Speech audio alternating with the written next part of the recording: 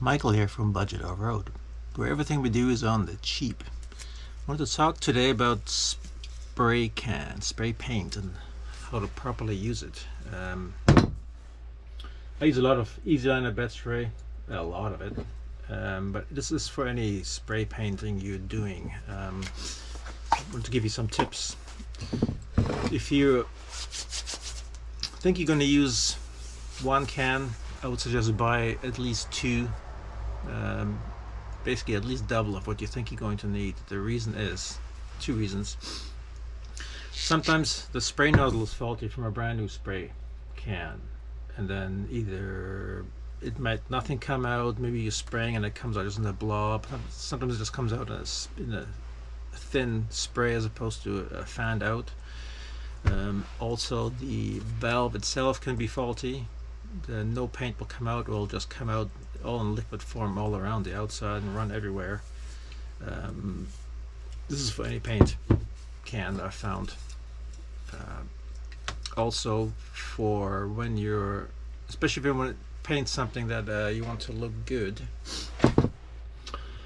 I'd recommend going down to about a quarter of the can, because what happens is, of course, as you're using up the paint, the pressure decreases and a little bit less paint gets picked up, and then it'll come out a little bit blotchy, or it can come out blotchy, I found. So if you're doing it, once you get doing a project and you're going to use more than one can, once you get down to a quarter, like I did when painting the hardtop just now, for instance, I'm down to about here.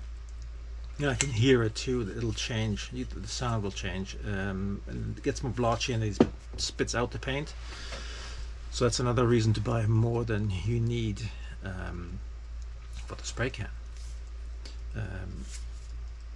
And also for the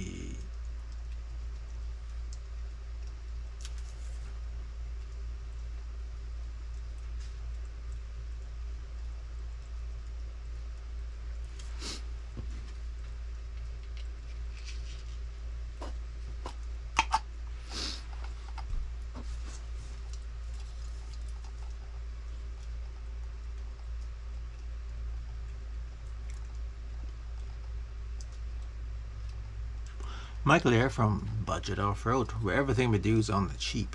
I want to talk to you today about aerosol spray cans, which I use a lot of, especially the Easy Liner bed spray. But for any spray can, whether you're doing on a car, whatever project you have, doesn't matter, furniture, whatever you're spraying, is make sure you always buy more than you need. So I would say at least double. The reason being is that you can buy a brand new can and the spray nozzle can be defective. It's supposed to come out on the spray pattern or fanned out, sometimes but it may come out like this in a straight shot straight out of the nozzle, which of course is bad.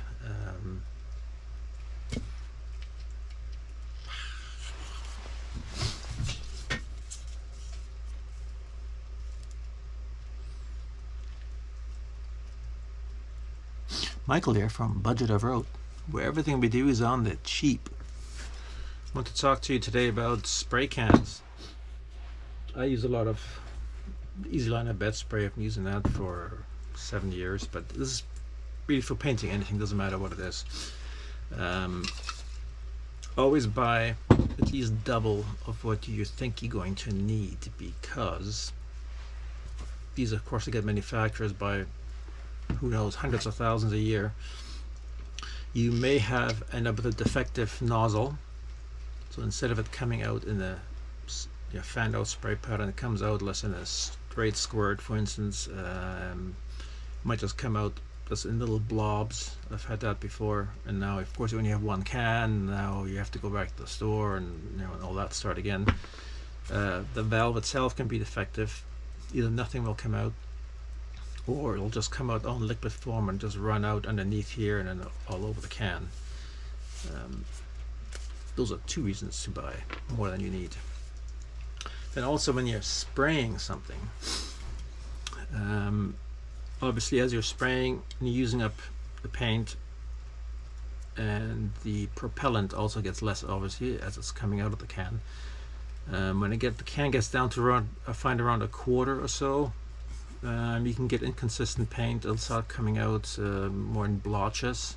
It'll start spitting it out because the can doesn't have enough paint left in the can. You can also hear that when you're spraying. It'll change, the sound will change. So always I find when I'm painting something, I always go down to about a quarter of the can, and then I change cans. Now it can be a double-edged sword, because what I found with cans, most of the time they're okay, but they can be inconsistent. You spray with one can, you use another can, all of a sudden the spray that is actually different and it comes out differently. I've had that before too. So often what I do is I'll actually at least take the nozzle off the can I was using and put it on the can, on the new can. At least I have that consistency. As for painting something, a material itself, we'll go have a look at the hardtop I'm painting. This is an example of painting something at my hardtop here that I've painted the sides already. I'm doing the rear section. It is winter time. Actually, it is March, but we have snow. One thing you need to do is put the cans in hot water. Leave them in there for 5-10 minutes. Two reasons is, one, well, it is winter time, so we need to get the contents flowing. Second reason is, even in the summertime you can't do this. If you do not warm it up, the spray will come out very coarse or blotchy when you're spraying. The warmer it is, the finer the finish. So you have a little bit of control on that in warmer temperature when you're warming it up. This has been in there for a while, so you can shake it. Now when you're spraying something with an aerosol can, whatever material you're spraying, you never depress and spray. You always start off the material, push the nozzle down, you spray across, and then release. You never point at it and spray, because you're going to get a blotchy finish in there. It'll be like all rippled, and usually too thick paint. So no matter what you're spraying, you always go across, press, go across, and release. If you have going across a longer section like this, same thing, you press, but you have to hold it the entire way across and release. Press, across, and release. You can't release in the middle of it, otherwise you're going to get a spot in the middle. Now usually you spray it a bit first to make sure it comes out clear. Usually spray the newspaper. Yeah, it looks fine. You're not getting the proper spray coming out of that. So in this case, I'm only, because I've got this major needs a touch up. This is what has to get painted, right? So there's going to be a little bit more paint there. This has been sanded to get rid of the edge. You sand it until you feel no more edges on the side. And then in this case, we can go across like this.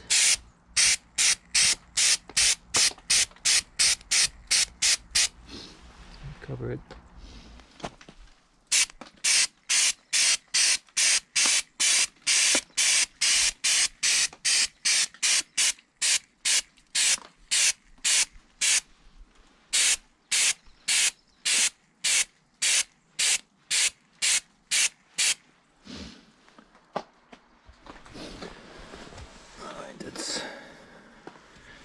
Second coat.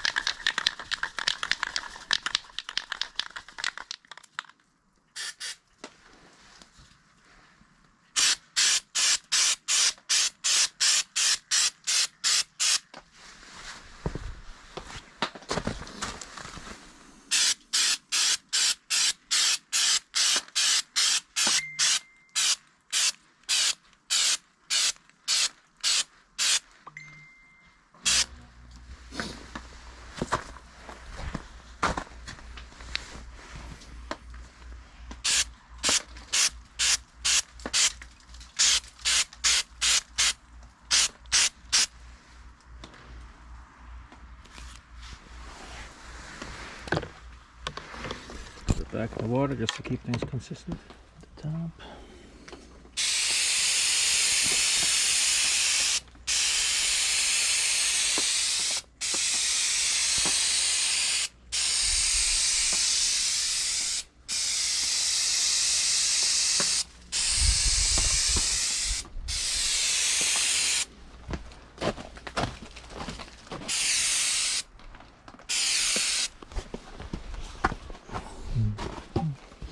I don't want to start pointing it here, right? So I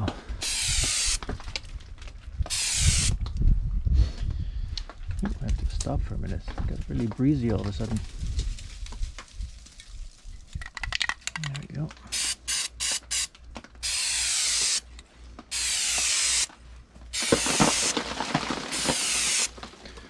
Sound of the snow falling on the. Alright, and I'll do that. Probably 4 more times. Could also mention, of course, when you're in between sprays, hold the can upside down until just propellant coming out, and usually at the end there's still paint. I wipe that off a little bit just so you don't have any paint drying in the nozzle. A couple of more things I wanted to mention is one thing, I put my bed sheet down, which I forgot to do before, just to catch some of the overspray. Sometimes there is, especially when it's a bit breezy out. Try to avoid spraying when there's a breeze. The slightest breeze can blow it quite a ways. Also, it tends to be, at least where I live, I find generally it's best to do it before noon, early in the morning. Sometimes wind picks up in the afternoon. Now you may be wondering, well, it's kind of cold out, freezing.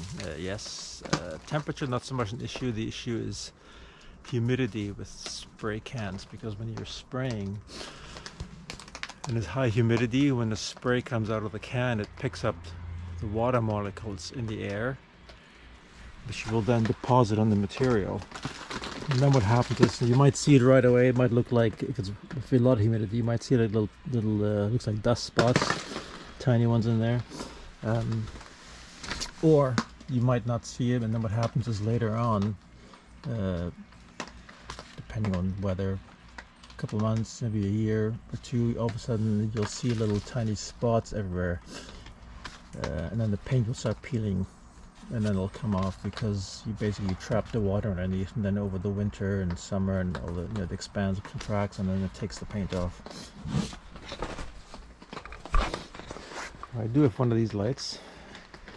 Obviously the lighting is not very good. It says I can hold it in different positions and see if anything was missed.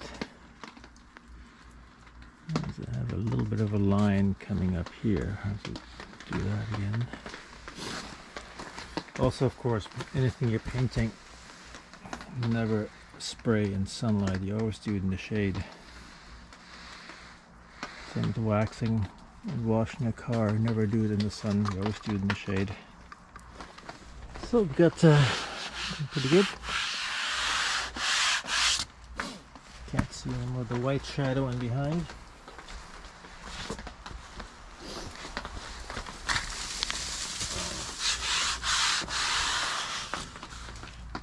I think what we can do is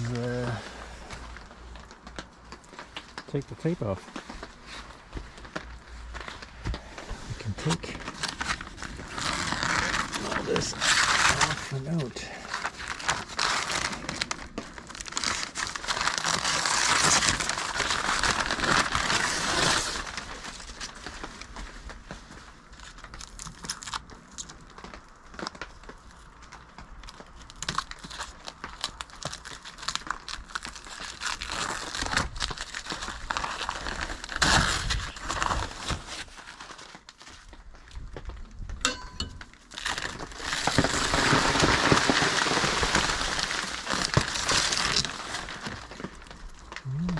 Face is falling off the trees.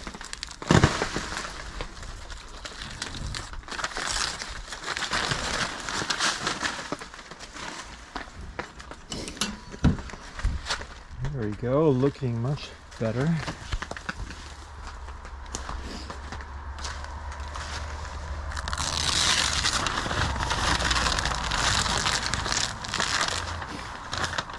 see, there's a bit of a difference. That's the factory one. The Easy Liner is more of a dull finish. What you'll find actually, if you're using the roll-on material, it'll be more like this or shinier. So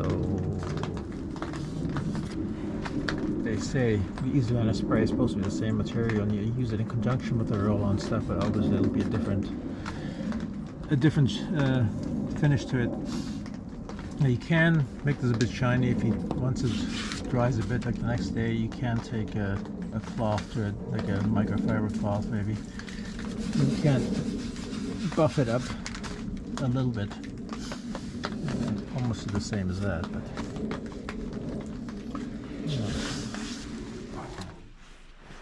And we're back. Well, hopefully you'll find these tips helpful for your projects. Remember to subscribe, and I'll finish the top off probably in another month or so when it gets warm, because I cannot feel my fingers. Keep on wheeling. We'll see you next time.